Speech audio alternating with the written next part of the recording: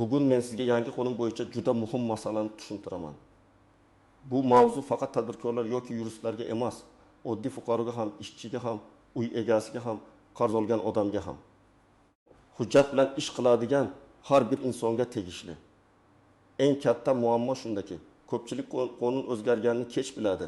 Keyin esa jarima, rad javobi, ortiqcha xarajat yoki sud muammosi paydo bo'lgandan keyin afsus qiladi.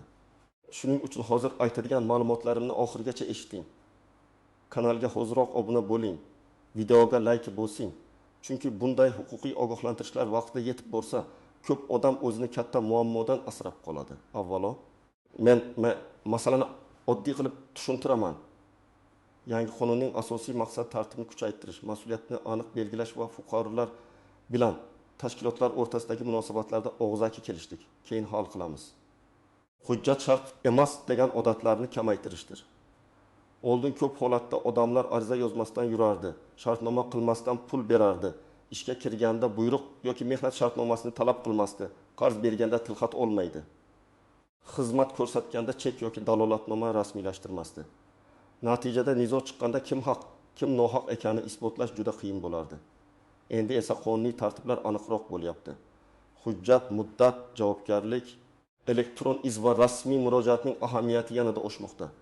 Oldin qanday edi?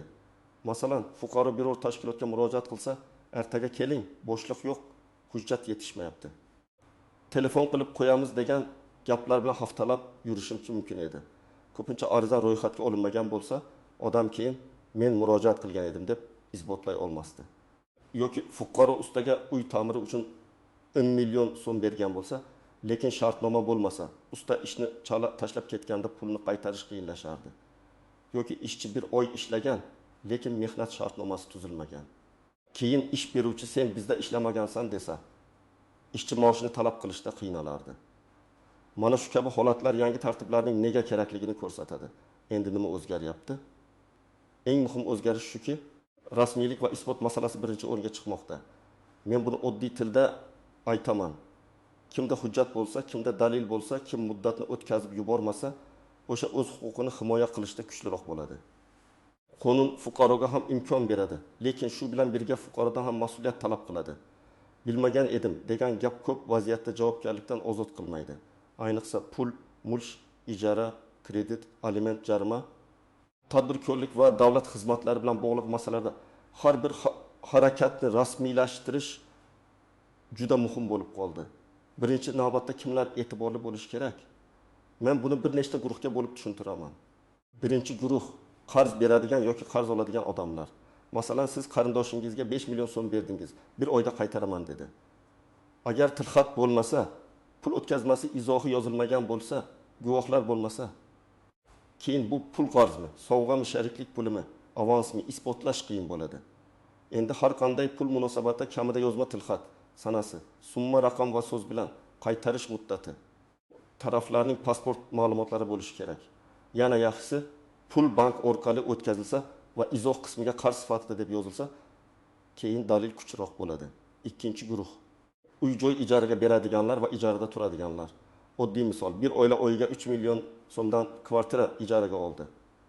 Og'zaki kelishuv bo'ldi. 6 million so'm oldindan berildi. Bir oy o'tib uy egasi chiqib keting dedi. Agar shartnoma bo'lmasa, depozit haqida yozuv bo'lmasa, kommunal to'lovlar kimning zimmasida ekani ko'rsatilmagan bo'lsa, ikki taraf ham zarar ko'rishi mumkin. Yangi tartiblar shuni ko'rsatadiki, ijara munosabatida shartnoma, to'lov kvitansiyasi, uy holati bo'yicha dalolatnoma, hisoblagich ko'rsatkichlari juda muhim. Bu faqat ijarachini emas, uy egasini ham himoya qiladi. Chunki ijarachi uyni shikastlasa, qarzdorlik qoldirsa yoki kelishilgan muddatdan oldin chiqib ketsa, uy egasida ham dalil bo'lishi kerak. Uchinchi guruh ishchilar va ish beruvchilar. Men ko'p uchratadigan holat, odam do'konda, kafeda, qurilishda yoki xizmat ko'rsatish joyida ishlaydi, lekin rasmiy shartnoma yo'q. Ish haqi og'zaki aytilgan, ish vaqti yozilmagan, dam olish kuni belgilanmagan. Keyin maosh berilmasa yoki ishchi ishdan bo'shatilsa, nizo boshlanadi. Yangi qonuniy yondashuv shuni talab qiladi. Ish boshlashdan oldin mehnat shartnomasi, buyruq lavozim, oylik miqdori, sinov muddati, ish vaqti, qo'shimcha to'lovlar aniq bo'lishi kerak. Ish beruvchi uchun ham bu xavfsiz. Ertaga tekshiruv bo'lsa, xodim bilan munosabat rasmiy bo'lsa, jarima va da'volar xavfi kamayadi. 4-guruh tadbirkorlar, yakka tartibda ishlaydiganlar, xizmat ko'rsatuvchilar. Masalan, siz telefon ta'mirlaysiz, mebel yasaysiz, tikuvchilik qilasiz, o'quv kursi ochgansiz yoki yetkazib berish xizmati ko'rsatasiz. Mijoz pul to'laydi, siz xizmat ko'rsatasiz. Agar narx, muddat, kafolat, qaytarish sharti, xizmat hajmi yozilmagan bo'lsa, mijoz men boshqacha kelishgan edim deyishi mumkin. Siz esa yo'q, bunday emas edi deysiz. Yangi tartibda iste'molchi huquqlari chek shartnoma, elektron yozishmalar, to'lov hujjatlari katta ahamiyatga ega. Hatto Telegramdagi yozishma ham ayrim vaziyatlarda dalil bo'lishi mumkin, lekin eng kuchli dalil baribir rasmiy hujjat va to'lov izidir. Endi kimlar ortiqcha vahima qilmasligi kerak. Agar siz barcha ishlaringizni rasmiy qilsangiz, hujjatlaringiz tartibda bo'lsa, soliqlarni yoki majburiy to'lovlarni vaqtida to'lasangiz, shartnomalarni o'qib imzolasangiz, ro'yxatdan o'tkazsangiz, siz uchun bu o'zgarish xavf emas, aksincha himoya vositasidir. Qonun tartibli odamga ko'proq yordam beradi. Masalan, siz ustaga tekis million so'm berdingiz, lekin shartnoma tuzdingiz, pulni karta orqali o'tkazdingiz, ish muddati va materiallar ro'yxatini yozdingiz. Usta ishni bajarmasa, sizda talab qilish uchun asos bor. Yoki siz ishga rasmiy kirgansiz, oyligingiz shartnomada ko'rsatilgan. Ish beruvchi kechiktirsa, siz mehnat organlariga yoki sudga aniq dalillar bilan murojaat qila olasiz. Endi bir nechta hayotiy misol ko'rib chiqamiz. Birinchi misol, fuqaro tanishiga 20 million so'm qarz berdi. 3 oyda qaytaraman deyildi. 3 oy o'tdi, pul yo'q. Qarz olgan odam esa bu qarz emas, sheriklik uchun berilgan pul edi dedi. Agar tilxat bo'lmasa, bank o'tkazmasi izohsiz bo'lsa, guvohlar yo'q bo'lsa, qarz bergan odam uzoq tortishuvga kiradi. To'g'ri yo'l qanday edi? Tilxatda summa, sana, qaytarish muddati, taraflarning ma'lumotlari imzo bo'lishi kerak edi. Agar 2 million so'm karta o'tkazilsa, izohga falon sanagacha qaytarish sharti bilan qarz deb yozish kerak edi. Mana shu oddiy ehtiyot chorasi keyinchalik oylar davom etadigan nizoni oldini oladi. Ikkinchi misol, ayol kishi farzandi uchun aliment olishi kerak. Qarzdor ota ishlamayapman deydi, lekin aslida norasmiy ishlaydi. Mashina minadi, daromadi bor. Bunday holatda og'zaki gap yetmaydi. Ona ijro organiga yozma murojaat qiladi. Qarzdorning yashash joyi, ishlayotgan joyi, foydalanayotgan mol-mulki, bank kartalari, transport haqida bilgan ma'lumotlarini ko'rsatadi. Har bir murojaat ro'yxatdan o'tishi kerak. Agar qarzdor uzoq muddat to'lamasa, qonunda belgilangan tartibda cheklovlar va javobgarlik masalasi ko'tarilishi mumkin. Bu yerda ham asosiy narsa hissiyot emas, hujjat va muntazam murojaatdir. 3-misol, bir yigit ishga kiradi, unga oyiga 4 million so'm va'da qilinadi. Bir oy ishlaydi, keyin ish beruvchi 2 million beradi va qolganini keyin beraman dedi. Yigitda shartnoma yo'q, ish jadvali yo'q, vazifa yozilmagan. Agar u boshidan rasmiy shartnoma talab qilganida ish haqi, muddat, sinov davri, to'lov kuni ko'rsatilgan bo'lardi. Yangi tartiblar shuni eslatadi. Ishga kirganda keyin rasmiylashtiramiz degan gapga ko'nish xavfli. Ish boshlagan kuningizdan huquqiy munosabat ham boshlanadi. Shuning uchun hujjatni kechiktirmaslik kerak. 4-misol, kishi avtomobil sotib olmoqchi. Sotuvchi pulning yarmini hozir bering, qolganini hujjat qilganda berasiz deydi. Xaridor 2 million so'm beradi, lekin oldi-sotdi rasmiylashtirilmaydi. Keyin mashinada taqiq borligi, jarimalar borligi yoki boshqa muammo chiqadi. Bunday vaziyatda yangi qonuniy tartiblarning ma'nosi juda oddiy. Mulk bilan bog'liq bitimlarda shoshilmang. Avtomobil, uy, yer ulush, garaj qimmatbaho texnika bo'lsa, oldin hujjatni tekshiring. Taqiq, garov, qarzdorlik, egasi kimligi, vakolatnoma haqiqiyligi kabi masalalarni aniqlang. Pulni hujjatsiz berish eng katta xatolardan biri. Endi istisnolar va ko'pchilik e'tibor bermaydigan nozik jihatlarga o'tamiz. Birinchi nozik jihat. Hamma hujjat ham avtomatik ravishda sizni himoya qilmaydi. Hujjat to'g'ri tuzilgan bo'lishi kerak. Masalan, tilxatda faqat men pul oldim deb yozilgan bo'lsa, bu pul qarzmi yoki boshqa to'lovmi, savol tug'ilishi mumkin. Shuning uchun qarz sifatida oldim, falon sanagacha qaytaraman, foizsiz yoki falon shart bilan degan mazmun aniq yozilishi kerak. Shartnomada ham umumiy gaplar emas, aniq majburiyatlar bo'lishi zarur. Kim nima qiladi? Qachon qiladi? Qancha to'laydi? Kechiksa nima bo'ladi? Nizo qanday hal qilinadi? Ikkinchi nozik jihat, muddatlar. Qonunda ko'p masalalarda murojaat qilish, shikoyat berish, javob qaytarish da'vo kiritish muddatlari bo'ladi. Odamlar ko'pincha hali vaqt bor deb yuradi. Keyin muddat o'tib ketadi. Masalan, sizga noto'g'ri jarima keldi. Siz uni ko'rib turibsiz, lekin keyin boraman deb bir oy kutdingiz. Keyin shikoyat muddati o'tgan bo'lishi mumkin. Yoki ish haqi bo'yicha nizo bor. Lekin odam yarim yil yuradi. Dalillar yo'qoladi, guvohlar ketadi, yozishmalar o'chadi. Shuning uchun huquq buzilganini bilgan kuningizdan boshlab harakat qilish kerak. Men har doim aytaman, birinchi kun dalilni saqlang, ikkinchi kun yozma murojaat qiling, uchinchi kun javobni kutish tartibini nazorat qiling. Uchinchi nozik shart og'zaki kelishuvning xavfi. Bizning jamiyatda ishonch juda katta o'rin tutadi. Albatta ishonch yaxshi narsa, lekin qonuniy munosabatda ishonch hujjat bilan mustahkamlanmasa, ikki taraf ham xavf ostida qoladi. Hujjat tuzish men senga ishonmayman degani emas. Hujjat tuzish kalimasi ham ertaga xato tushunmaylik degani. Masalan, aka-uka o'rtasida ham qarz bo'lsa, yozma qilish kerak. Do'stlar o'rtasida sheriklik bo'lsa, ulushlarni yozish kerak. Qarindoshlar uy qurayotgan bo'lsa, kim qancha pul qo'shgani va ulush qanday bo'lishi aniq bo'lishi kerak. 4-nozik jihat elektron yozishmalar. Bugun ko'p kelishuvlar Telegram, WhatsApp yoki SMS orqali bo'ladi. Bu yozishmalarni o'chirib yubormang.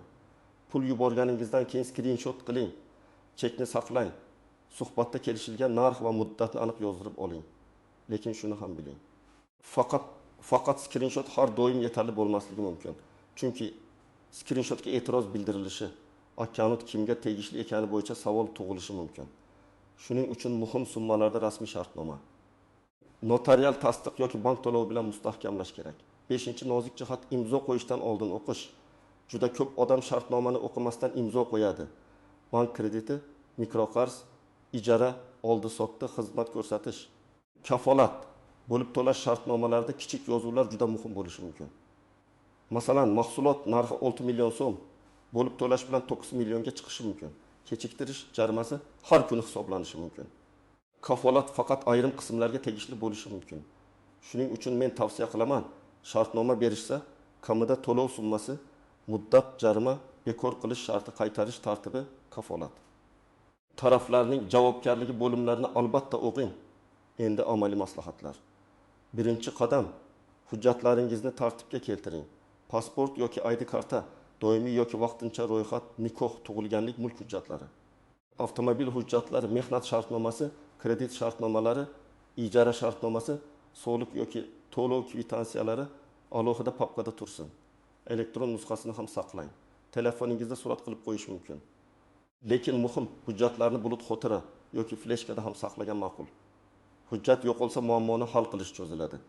Ikkinchi qadam, har qanday muhim murojaatni yozma qiling. Davlat tashkilotiga borsangiz, ariza yozing va ro'yxatdan o'tkazing. Elektron portal orqali yuborsangiz, murojaat raqamini saqlang. Bankka, kommunal tashkilotga, ish beruvchiga, xizmat ko'rsatuvchiga e'tiroz bo'lsa, og'zaki janjal bilan cheklanib qolmang. Men falon sanada falon xizmat bo'yicha murojaat qilyapman. Muammo shundan iborat, shuni ko'rib chiqishingizni so'rayman deb yozing. Javobni ham yozma talab qiling. Chunki keyingi bosqichda aynan shu ariza va javob sizga kerak bo'ladi. 3-qadam, pul berganda yoki olganda yozma iz qoldiring. Agar qarz bo'lsa tilxat yozing. Agar avans bo'lsa avans ekanini yozing. Agar zakalat yoki boshlang'ich to'lov bo'lsa, uning sharti aniq bo'lsin. Masalan, agar xaridor voz kechsa, pul qaytarilmaydi yoki agar sotuvchi voz kechsa, pul qaytariladi kabi shartlar yozilmasa, keyin nizo chiqadi. Summani raqam bilan ham, so'z bilan ham yozing. Sana, muddat, imzo va taraflarning ma'lumotlari bo'lishi shart. Katta summalarda notarius yoki yurist bilan maslahatlashish xarajat emas, xavfni kamaytirishdir. 4-qadam. Shartnoma tuzayotganda 3 ta savolni bering. Birinchisi, men nimaga majbur bo'lyapman? Ikkinchisi, qarshi taraf nimaga majbur bo'lyapti? Uchinchisi, majburiyat bajarilmasa nima bo'ladi? Agar shartnoma shu 3 savolga aniq javob bermasa, demak hujjat zaif. Masalan, ustaga oshxona mebeli buyurtma qilyapsiz. Shartnomada o'lcham, material, rang, furnitura, narx, tayyor bo'lish sanasi, o'rnatish narxi, kafolat muddati, kechiksa jarima yoki pul qaytarish tartibi yozilishi kerak. Aks holda siz boshqa narsa kutasiz, usta boshqa narsa yetkazadi. 5-qadam, muddatlarni yozib boring. Telefoningiz kalendariga eslatma qo'ying. Kredit to'lovi qachon? Ijara to'lovi qachon? Shikoyat muddati qachon? Shartnoma tugash sanasi qachon? Kafolat muddati qachon tugaydi? Hammasini belgilab qo'ying. Juda ko'p zarar beparvolikdan keladi. Masalan, 300 ming so'mlik to'lov vaqtida qilinmagani uchun jarima, penya, kredit tarixining yomonlashishi, keyin esa katta kredit ololmaslik muammosi paydo bo'lishi mumkin. 6-qadam tekshirishni odat qiling. Uy sotib olayotganda mulk hujjatini tekshiring. Mashina olayotganda taqiq va jarimalarni tekshiring. Ishga kirayotganda korxona haqiqatan mavjudmi? Shartnoma beriladimi? Oylik qanday to'lanadi? So'rang. Kredit olayotganda faqat oyiga qancha to'layman deb emas, umumiy qaytariladigan summa qancha? Kechiktirish bo'lsa nima bo'ladi? Muddatidan oldin yopish mumkinmi deb so'rang. Bu savollar uyat emas. Bu sizning huquqingiz. 7-qadam. Muammo chiqqanda dalil yig'ing, lekin qonuniy yo'l bilan. Chek, shartnoma, yozishma, foto, video, guvoh, to'lov kvitantsiyasi, ariza nusxasi, javob xati bularning hammasi kerak bo'lishi mumkin. Lekin boshqa odamning shaxsiy hayotiga noqonuniy aralashish, tuhmat qilish, haqoratli post yozish, ijtimoiy tarmoqlarda isbotsiz ayblash sizga qarshi ishlashi mumkin. Men tavsiya qiladigan yo'l avval yozma talab. Keyin vakolatli tashkilotga shikoyat. Zarur bo'lsa sud, isyot bilan emas, tartib bilan harakat qiling. 8-qadam. Kerak joyda mutaxassisga murojaat qiling. Hamma masalani o'zingiz hal qilishingiz shart emas. Katta pul, mulk, meros, ajrim, aliment, kredit, biznes sheriklik, soliq, jarima yoki sud masalasi bo'lsa, hujjatga imzo qo'yishdan oldin yurist bilan maslahat qiling. Bir martalik maslahat sizni keyinchalik millionlab so'm zarar, asab va vaqt yo'qotishdan saqlashi mumkin. Ayniqsa tez imzo qo'ying. Bugun pul bering, ertaga kech bo'ladi deb shoshirsa 2 barobar ehtiyot bo'ling. Yana bir muhim jihatni alohida aytaman. Yangi qonunlar ko'pincha faqat jazolash uchun emas, fuqaroga qulaylik yaratish uchun ham qabul qilinadi. Masalan, elektron murojaat qilish, onlayn tekshirish, davlat xizmatlarini masofadan olish, navbatlarni kamaytirish, shaffoflikni oshirish kabi imkoniyatlar ham bo'lishi mumkin. Lekin bu imkoniyatlardan foydalanish uchun odamning o'zi faol bo'lishi kerak. Telefoningizda kerakli ilovalar, elektron raqamli imzo, shaxsiy kabinet, bank ilovasi, to'lov tarixlari tartibda bo'lsa, ko'p ishni idora-idora yurmasdan hal qilasiz. Men yana ogohlantiraman, hamma shunday qiladi degan gap qonun oldida himoya bo'lmaydi. Hamma shartnomasiz ishlayotgan bo'lsa ham tekshirib kelganda aynan siz javob berishingiz mumkin. Hamma qarzni tilxatsiz berayotgan bo'lsa ham, pulingiz qaytmaganda aynan siz qiynalasiz. Hamma shartnomani o'qimasdan imzolayotgan bo'lsa ham, majburiyat sizning bo'yningizda qoladi. Shuning uchun bugundan boshlab o'zingizga bitta qoida qo'ying. Pul, mulk, ish, xizmat va majburiyat bor joyda hujjat bo'lsin. Xulosa qilib aytaman, yangi qonunning eng muhim xabari shuki, endi beparvolik qimmatga tushadi. Rasmiylik esa himoya qiladi. Hujjatlarni saqlang, shartnomani o'qing, pul munosabatini yozma qiling, arizani ro'yxatdan o'tkazing. Muddatlarni o'tkazib yubormang va muammo chiqqanda qonuniy tartibda harakat qiling. Shunda siz nafaqat jarima yoki nizodan saqlanasiz, balki o'z huquqingizni ancha ishonchli himoya qilasiz. Siz bu yangi tartiblar haqida nima deb o'ylaysiz? Hayotingizda shartnoma, qarz, ijara, ish haqi yoki hujjat sabab muammo bo'lganmi? Fikringizni izohlarda yozib qoldiring, boshqalarga ham foydasi tegadi. Videoga like bosing, kanalga obuna bo'ling va yaqinlaringizga ham yuboring. Chunki bu ma'lumotni bilish bugun har bir inson uchun juda muhim.